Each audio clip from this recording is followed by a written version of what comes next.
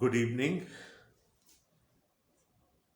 पैदाइश की किताब और उसका 39वां बाब, the 39th chapter of the book of Genesis।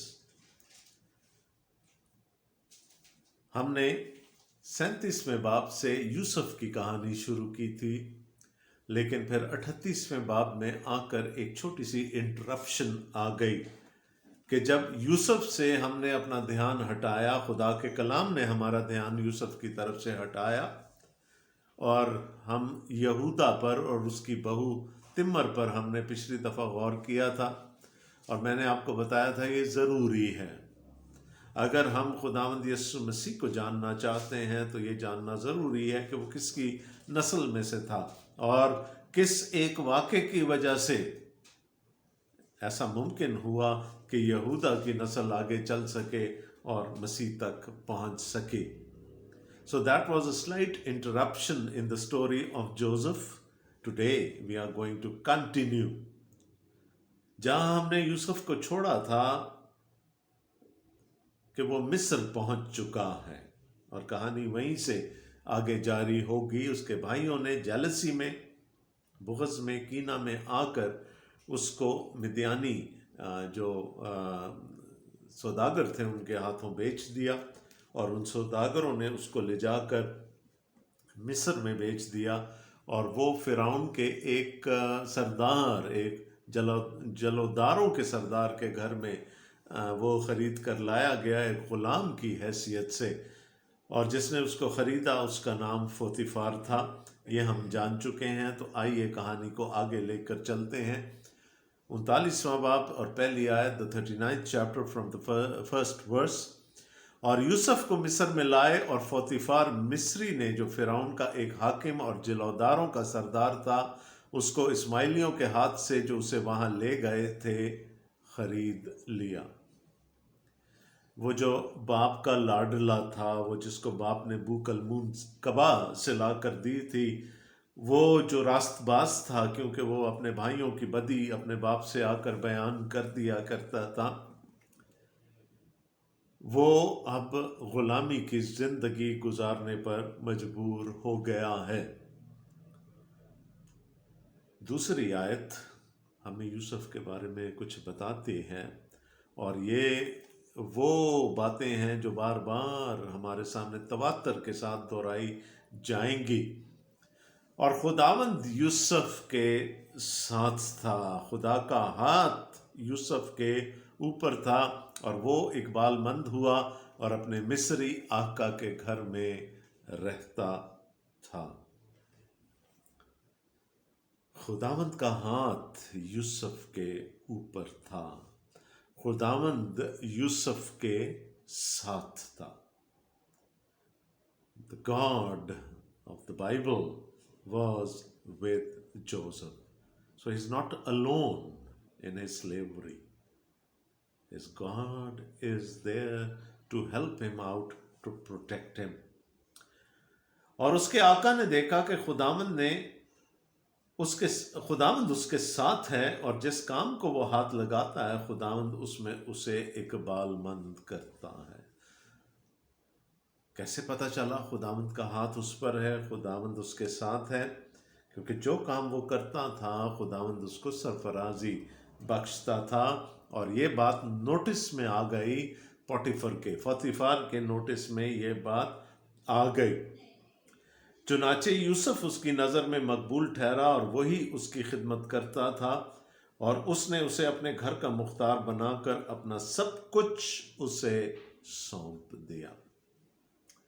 अब ऐसे लगता है कि पोतीफार जो है वो एक अक्लमंद शख्स है, उसमें हिकमत है, क्योंकि जब उसने ये देखा कि जिस चीज़ में हाथ डालता है यूसुफ उसका खुदा उसको इकबालमंद करता है, तो उसने कहा फिर मैं पीछे क्या रखूं, मैं फिर अपने पास सब कुछ क्यों रखूं, क्यों ना सब कुछ, एवरीथिंग मैं यूसुफ के हवाले कर दूं। क्योंकि जब यूसुफ इन चीज़ों का मुख्तार होगा तो इन चीज़ों में भी बरकत होगी। He was a wise man. उसने एक अच्छा डिसीजन ले लिया और अपना सब कुछ उसे सौंप दिया। और जब उसने उसे घर का और सारे माल का मुख्तार बनाया तो खुदावंद ने उस मिस्री के घर में यूसुफ की खातिर बरकत बख्शी, और उसकी सब चीज़ों पर जो घर में और खेत में थी खुदावंद की बरकत होने लगी। And this is the direct result of God's intervention in Joseph's life. खुदावंद का हाथ उस पर है। खुदावंद ने जो काम वो करता था, याद रखें, ना सिर्फ हाथ है, खुदा का एक मकसद है यूसुफ की ज़िंदगी में। खुदा उसको एक मकसद के तहत लेकर आया है मिस्र में, और यूसुफ ये जानता है, और खुदा अब अपना मकसद पूरा करने जा रहा है। तो क्या हुआ कि पोतीफार के घर में उसके सारे काम में बरकत होने लगी, और किसकी वजह से होने लगी? यूसुफ की वजह से, और इस वजह से कि खुदा का हाथ यूसुफ पर था। और देखें, बार बार ये बात दोहराई जा रही, 3 आयत में कम से कम ये बात दोहराई जा रही, और उसने अपना सब कुछ यूसुफ के हाथ में छोड़ दिया, और सिवा रोटी के जिसे वो खा लेता था उसे अपनी किसी चीज़ का होश ना था। Joseph was a good Steward. वो दयानतदार था, वो एक अच्छा मुख्तार साबित हुआ पोतीफार के लिए। उम्र कितनी है? जब बाप के घर से निकला था तो हमें पता चला कि अभी वो 17 साल का है, लगभग 17-18 साल की उम्र में खुदावंद ने उसको सरफराजी दी। किसके घर में दी? पोतीफार मिस्री के घर में। और उसने सब कुछ, यानी वो बेफिक्र हो गया, उसको किसी चीज़ के बारे में किसी किस्म की कोई फिक्र नहीं थी, क्योंकि उसको पता था कि यूसुफ उनको बड़ी अच्छी तरह से मैनेज कर लेगा। और यहाँ पर एक और बात बताई जा रही है यूसुफ के लिए हमें, और यूसुफ खूबसूरत और हसीन था। He was a good looking man, a handsome man. खूबसूरती तो घराने में चली आ रही है ना। सारा के बारे में पढ़ा, रिबका के बारे में पढ़ा, आगे औलाद जब आई तो यकीनन, और फिर राखिल खूबसूरत थी। तो he was a handsome man, he was a good looking man. अब क्या हुआ? हर तरफ सब ठीक चल रहा है, सरफराजी है, सुकून है, तसल्ली है, लेकिन क्या हुआ? Now the evil is going to raise its head up. अब बदी अपने आप को जाहिर करेगी इस सिचुएशन में। इन बातों के बाद यूं हुआ कि उसके आका की बीवी की आंख यूसुफ पर लगी, और उसने उससे कहा, मेरे साथ हम बिस्तर हो। अब ये वो उन ख़वातीन में से एक ख़ातून है, पोतीफार की बीवी, जिसका नाम भी हमें नहीं मालूम, लेकिन उसने कहानी को इतनी गहराई से इम्पैक्ट किया कि चीज़ें फिर एक मुख्तलिफ सिमत में चल पड़ी। So Mrs. Potiphar had an eye for beauty, और उसको यूसुफ पसंद आ गया, and she wanted him for herself, और वो चाहती थी, उसको उसने seduce करना चाहा, और वो चाहती थी कि यूसुफ उसके साथ हम बिस्तर हो। But even at that very young age, मैंने आपको बताया था, वो शुरू से रास्तबाज है, वो शुरू से अच्छा काम करता है, लेकिन इतनी छोटी सी उम्र में इतनी बड़ी आजमाइश को और मुसलसल आजमाइश को वो सहार गया। लेकिन उसने इनकार किया और अपने आका की बीवी से कहा कि देख, मेरे आका को खबर भी नहीं कि इस घर में मेरे पास क्या क्या है, और उसने अपना सब कुछ मेरे हाथ में छोड़ दिया है। इस घर में मुझसे बड़ा कोई नहीं, और उसने तेरे सिवा कोई चीज़ मुझसे बाज नहीं रखी, क्योंकि तू उसकी बीवी है। सो भला मैं क्यों ऐसी बदी करूं और खुदा का गुनहगार बनूं। اس چھوٹی سی عمر میں اس میں اتنی حکمت ہے کہ مجھے مختار بنایا گیا ہے، دیانتدار سمجھ کے مختار بنایا گیا ہے، اور اس نے کہا ایک ہی چیز ہے جس کو اس نے مجھ سے پرے رکھا، اور وہ تو ہے، تو اس کی بیوی ہے. But I can not be disloyal to my master, اور اگر میں ایسا کروں گا تو میں خدا کی، اس کو پتہ ہے کہ خدا کو یہ ناپسند ہے، میں اس کی نظر میں گناہگار بنوں گا. اور وہ ہر چند روز، عبرانی میں لکھا ہے یوم یوم، ہر روز اسے بہکاتی رہی، یوسف کے سر ہوتی رہی، پر اس نے اس کی بات نہ مانی کہ اسے ہم بستر ہونے کے لیے اس کے ساتھ لیٹے. He did not succumb to the temptation, her seduction. لیکن وہ بھی قائم رہی اپنی بات پر، اور وہ اسے بار بار بہکاتی رہی. And then that moment came.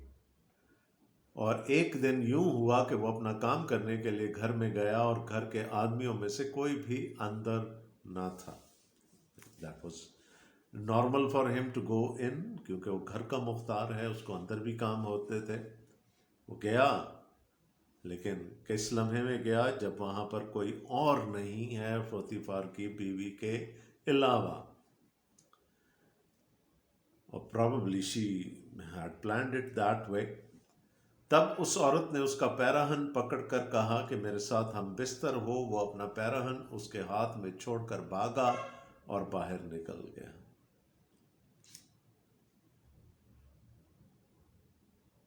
شاید اگر یوسف کو علم ہوتا کہ گھر میں اور کوئی نہیں ہے تو وہ نہ جاتا اندر، لیکن جو the next best thing that he could do was to flee. وہ بھاگا، لکھا ہے بھاگ گیا. اس نے یہ بھی پرواہ نہیں کی کہ اس کا پیرہن پوتیفار کی بیوی کے ہاتھ میں رہ گیا ہے، the outer garment, the tunic. اور یہی خدا کا کلام ہمیں بتاتا ہے نا کہ بدی سے بھاگو.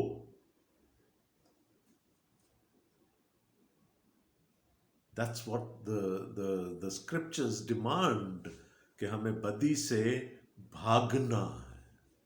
We have to flee, run away. بعض دفعہ ہم کہتے ہیں دیکھتے ہیں کتنی کوئی بڑی آزمائش ہم پر آ جانی ہے اور گر جاتے ہیں،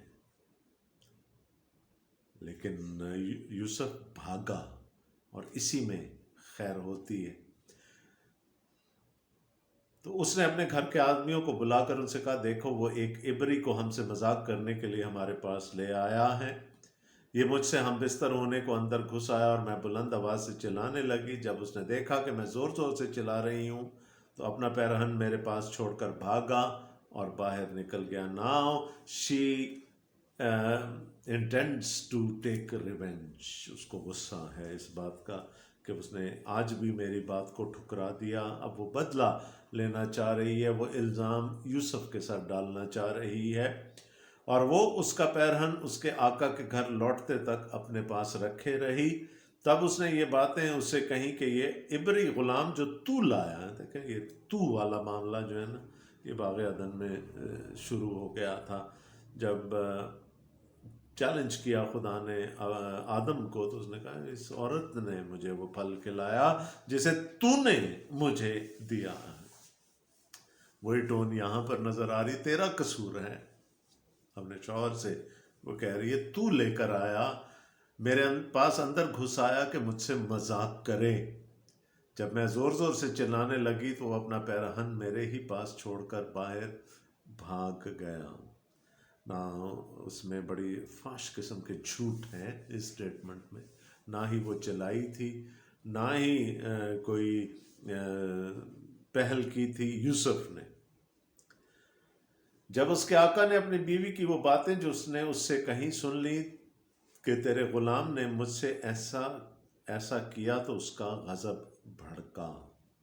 نیچرلی ثبوت بھی ہے اس کے پاس، یوسف کا پیرہن اس کے ہاتھ میں ہے، اور جس طرح سے اس نے پینٹ کیا ہوگا اس ساری سچویشن کو، پوتیفار کا بپھر جانا، غصے میں آ جانا، اس کے غضب کا بھڑکنا بہت نیچرل ہے.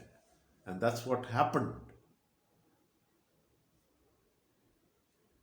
اور یوسف کے آقا نے یہ وہ کام تھا کہ جس کی سزا موت بھی ہو سکتی تھی، وہ خود اس کا سر قلم کر سکتا تھا، but still there was some thing in ہم جو اس کو روکے اس کام سے، کیونکہ وہ محبت کرتا تھا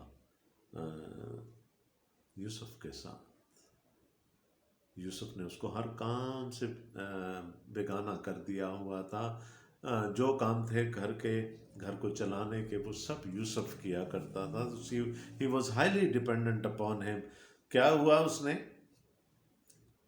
اور یوسف کے آقا نے اس کو لے کر قید خانہ میں، جہاں بادشاہ کے قیدی بند تھے، ڈال دیا. سو وہ وہاں قید خانہ میں رہنے جگہ بھی اس کے لیے اچھی چنی. بادشاہ کے قیدی، پرابیبلی وہ پریویلیجڈ ہوتے تھے وہ قیدی، ان کو اچھی جگہ رکھا جاتا تھا، اچھا کھانا دیا جاتا. وہاں پر اس نے یوسف کو ڈال دیا، کیونکہ وہ جلوداروں کا سردار ہے. He has authority.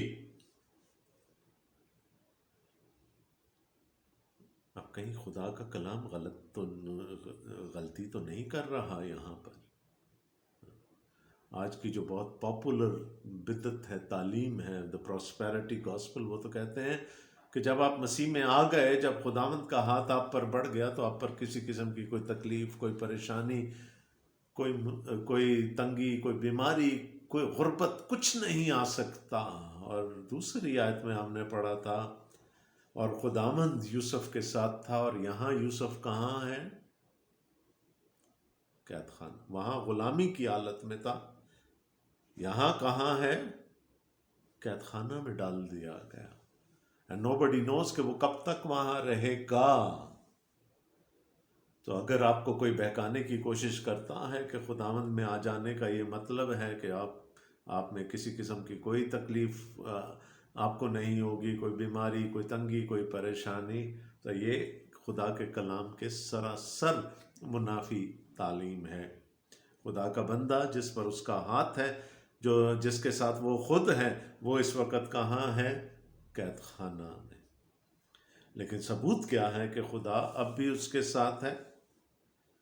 لیکن خداوند یوسف کے ساتھ تھا، چاہے وہ قید خانہ میں ہے، چاہے وہ پوتیفار کے گھر ہے، چاہے اپنے باپ کے گھر تھا، خداوند اس کے ساتھ تھا.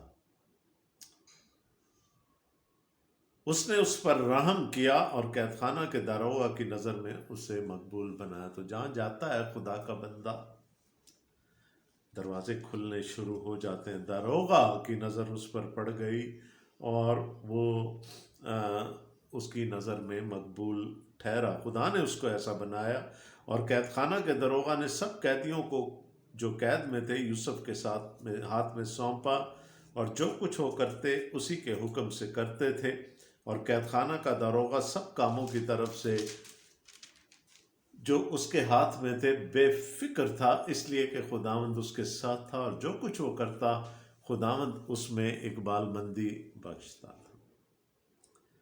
پہلے پوتیفار کے مزے ہو گئے تھے، اب داروغہ کے مزے ہو گئے.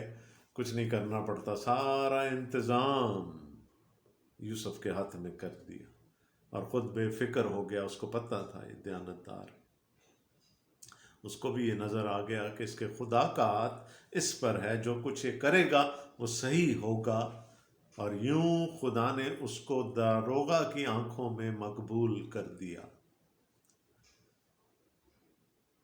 کیوں؟ اس لیے کہ اس کا خدا اس کے ساتھ. ایک چیز، اب چونکہ 39واں باب تو ختم ہو چکا ہے، ہمارے پاس وقت ہے، ہم 40ویں باب میں جائیں گے. لیکن ایک بات کرنا چاہتا ہوں جانے سے پہلے، جو میں نے شروع میں 37ویں باب میں آپ کو بتائی تھی کہ یسوع مثیل یوسف ہے. یوسف پرانے عہد نامہ میں خداوند یسوع مسیح کی ایک ٹائپولوجی ہے. کس کے گناہ کی وجہ سے وہ اس وقت جیل میں ہے، قید خانہ میں ہے؟ کیا اس نے گناہ کیا؟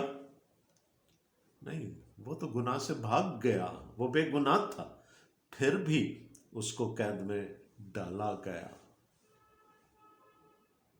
اور ہم جانتے ہیں کہ میرا اور آپ کا مسیح بھی تو بے گناہ تھا. میرے اور آپ کے گناہ، وہ پوتیفار کی بیوی کا گناہ لے کر قید میں ہے، میرے اور آپ کے گناہوں کے لیے میرا اور آپ کا مسیح صلیب پر چڑھ گیا. بہت مماثلت ہے یوسف کی زندگی میں اور ہمارے خداوند یسوع مسیح کی زندگی. تو یو کین سی کس طرح ایک ایماندار کی زندگی میں یہ مد و جزر آ رہے ہیں. کیسے ایک جگہ سرفرازی ملی، وہاں سے رسوائی ہوئی، جہاں ڈالا گیا وہاں خدا نے اس کو سرفراز کر دیا. اب تھوڑا سا کیمرہ ہٹ رہا ہے، کسی اور طرف جا رہا ہے. 40واں باب ہم شروع کر رہے ہیں. We are entering into the 40th chapter of the book of Genesis. پہلی آیت سے، ان باتوں کے بعد یوں ہوا کہ شاہ مصر کا ساقی اور نان پز اپنے خدا بادشاہ مصر کے مجرم ہوئے. غالباً سازش کی ہوگی بادشاہ کے خلاف یا کوئی اور کام کیا ہوگا، لیکن ان کا جرم ثابت ہو گیا. کون کون ہے؟ بادشاہ کا ساقی جو اس کو میں پیش کرتا ہے، میں کا گلاس پیش کرتا ہے، جو ٹرسٹ وردی ہے کیونکہ وہ بادشاہ کے اتنے قریب رہتا ہے. اور ساتھ میں اس کا نان پز، نان بھائی، روٹیاں بنانے والا. Let's give him a good name, baker. Baker اور وائن ڈریسر دونوں نے کچھ ایسا مل جل کر کیا کہ بادشاہ کا غضب ان پر بھڑکا، اور یہاں لکھا اپنے خداوند شاہ مصر کے مجرم ہوئے. شاہ مصر کو خدا مانا جاتا تھا قدیم مصر میں. وہ مجرم ہوئے، اور فرعون اپنے ان دونوں حاکموں سے، جن میں ایک ساکیوں کا اور دوسرا نان پزوں کا سردار تھا، ناراض ہو گیا. ون واز دا اسٹوورڈ جو کہ سردار تھا ساکیوں کا، جو میں پیش کرتا تھا، اور دوسرا کچن کا ہیڈ ہے، تو the sous chef, the head chef, ان دونوں سے ناراض ہو گیا. اور اس نے ان کو جلوداروں کے سردار کے گھر میں، اسی جگہ جہاں یوسف حراست میں تھا، قید خانہ میں نظر بند کرا دیا. اب غالباً یہ جلوداروں کا سردار وہی ہے پوتیفار، جس کی کسٹڈی میں ان کو دے دیا گیا. لیکن یہ دونوں بھی سردار ہیں، ان کی ایک پوزیشن ہے اس وقت کے معاشرے میں اور دربار میں، اس لیے دے آر پرزنرز ود پریویلیجز، ہے نا. جو اچھے، جو پڑھے لکھے یا سرکاری لوگ ہوتے ہیں یا سیاستدان ہوتے ہیں، ان کو جیل میں ذرا اچھا مقام دیا جاتا ہے، تو ان کو بھی اچھا مقام دیا گیا. بادشاہ نے ان کو اپنے جلوداروں کے سردار کے ہاتھ میں کر دیا، غالباً پوتیفار کے ہاتھ میں کر دیا، اور قید خانہ میں نظر بند کرا دیا.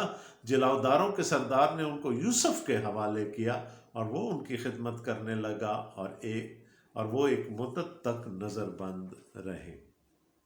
دیکھیں، دیز آر پرزنرز ود پریویلیجز. ان کو جیل میں بھی غلام مل گیا ان کی خدمت کرنے کے لیے، حالانکہ وہ جیل کا انتظام چلاتا ہے، داروغہ نے اس کو مقرر کیا، لیکن یہ چونکہ ذرا بڑے لیول کے قیدی تھے. اب وہ ان کی یعنی ایک تو قید خانہ میں ہے، دوسرا وہ وہاں پر بھی اس کی پوزیشن وہی ہے، غلام کی ہے. وہ ان دونوں کی خدمت پر مامور کر دیا گیا.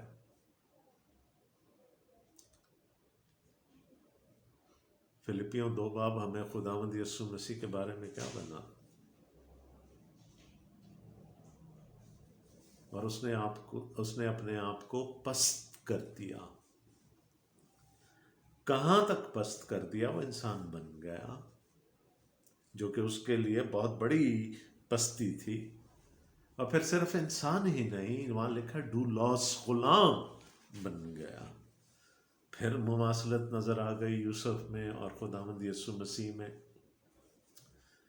اور شاہ مصر کے ساقی اور نانپس دونوں نے، جو قید خانہ میں نظر بند تھے، ایک ہی رات میں اپنے اپنے ہونہار کے مطابق ایک ایک خواب देखा, according to their own wisdom उन्होंने दोनों ने एक एक ख्वाब देखा.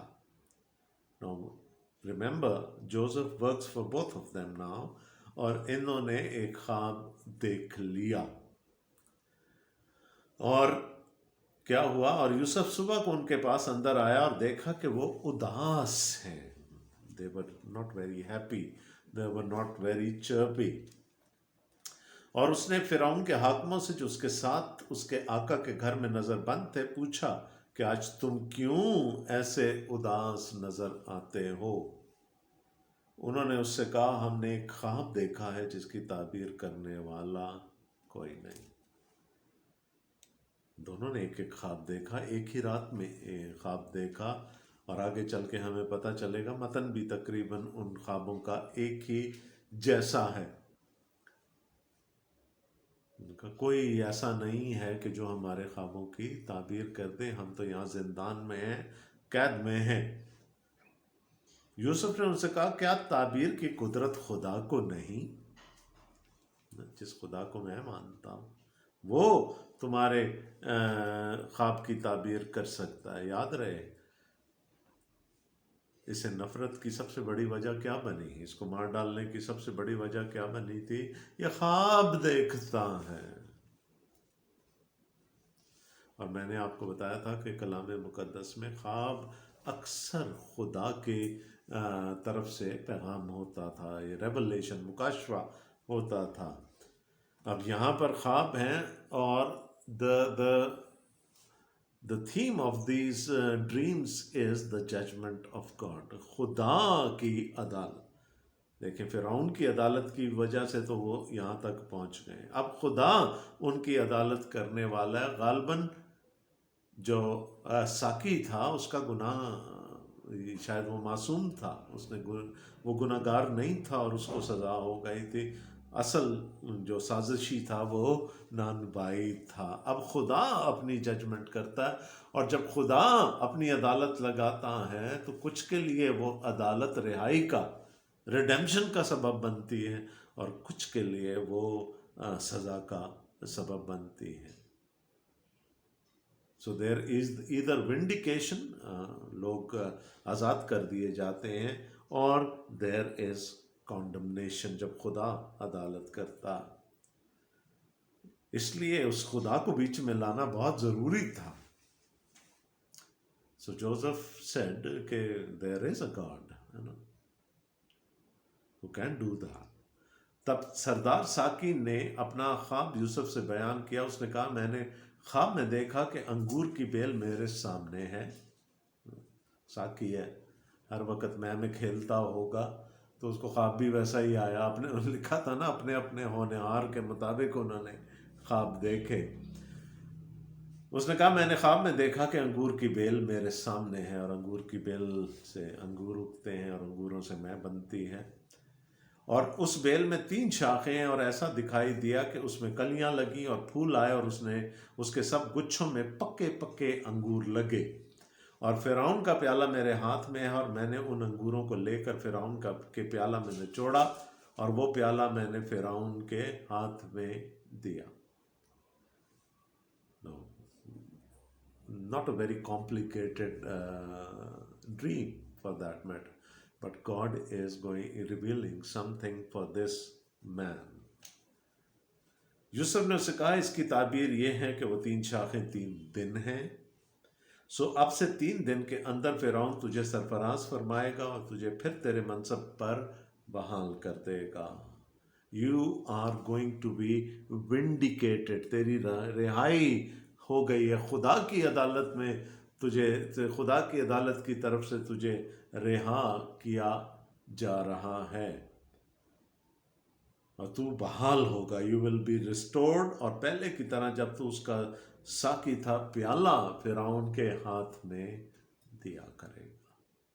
Simple dream, simple interpretation. लेकिन जब तू खुशहाल हो जाए तो मुझे याद करना. जब ये सारा कुछ हो जाए तो मुझे ज़रूर याद रखना. क्यों याद रखना? याद करना और ज़रा मुझसे मेहरबानी से पेश आना, खसद से पेश आना, और फ़िरौन से मेरा जिक्र करना और मुझे इस घर से छुटकारा दिलवाना. Remember, he might be in his early 20s now, a young man, a handsome, a good-looking young man, a man with many talents, a man with wisdom. اور سب سے بڑھ کر یہ کہ خدا کا ہاتھ اس پر ہے اور خدا کا مقصد آگے اس کے وسیلے سے پورا ہونا ہے. وہ کہہ رہے مجھے یہاں سے چھڑوا لینا، کیونکہ عبرانیوں کے ملک سے مجھے چرا کر لے آئے ہیں، اور یہاں بھی میں نے ایسا کام نہیں کیا جس کے سبب سے قید خانہ میں ڈالا جاؤں. I am innocent. زیادتی ہوئی ہے میرے ساتھ، اور اگر تجھے یاد رہے مجھے یاد کرنا، فرعون کے سامنے میرا ذکر کر دینا. لیکن یوسف کی اس بات سے تو کچھ نہیں ہونے لگا نا. It will all be in God's sweet timing. اور ہم دیکھیں گے کہ اس میں وقت لگے گا. ابھی وہ کرے گا تو صحیح، لیکن کسی اور وقت کرے گا. جب سردار نانپز نے دیکھا کہ تعبیر اچھی نکلی تو یوسف سے کہا میں نے بھی خواب میں دیکھا کہ میرے سر پر سفید روٹی کی 3 ٹوکریاں ہیں، اور اوپر کی ٹوکری میں ہر قسم کا پکا ہوا کھانا فرعون کے لیے ہے، اور پرندے میرے سر پر کی ٹوکری میں سے کھا رہے ہیں. اب یہ بھی کوئی بہت کمپلیکیٹڈ نہیں ہے ڈریم. یوسف نے اس سے کہا اس کی تعبیر یہ ہے کہ وہ 3 ٹوکریاں 3 دن ہیں. پہلے بھی 3 دن کی بات ہوئی، اب پھر 3 دن کی. سو اب سے 3 دن کے اندر فرعون تیرا سر تیرے تن سے جدا کرا کے تجھے ایک درخت پر ٹنگوا دے گا، اور پرندے تیرا گوشت نوچ نوچ کر کھائیں گے. God has judged you too. اور خدا کے نزدیک تیرے لیے کنڈمنیشن ہے، سزا.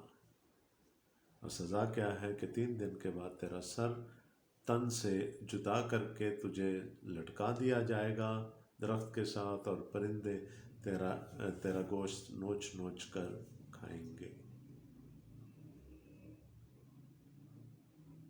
not a good news. اس کے بعد اس بیچارے کی حالت کیا ہوئی ہوگی we don't know. اور تیسرے دن جو فرعون کی سالگرہ کا دن تھا، یوں ہوا کہ اس نے اپنے سب نوکروں کی ضیافت کی، اور اس نے سردار ساکی اور سردار نانپس کو اپنے نوکروں کے ساتھ یاد فرمایا.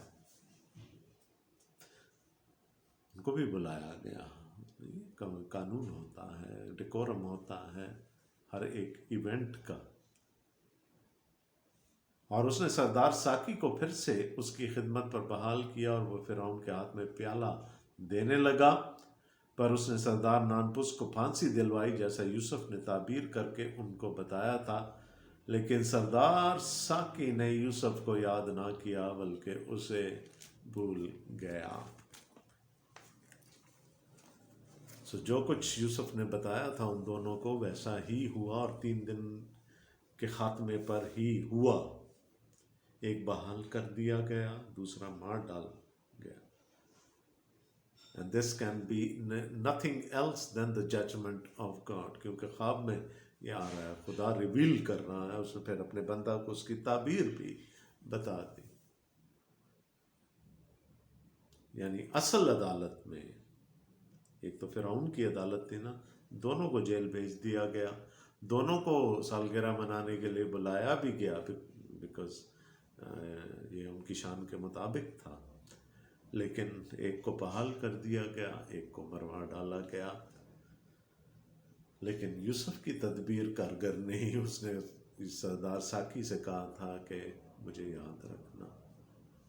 وہ بھول گیا اپنے کاموں میں لگ کر.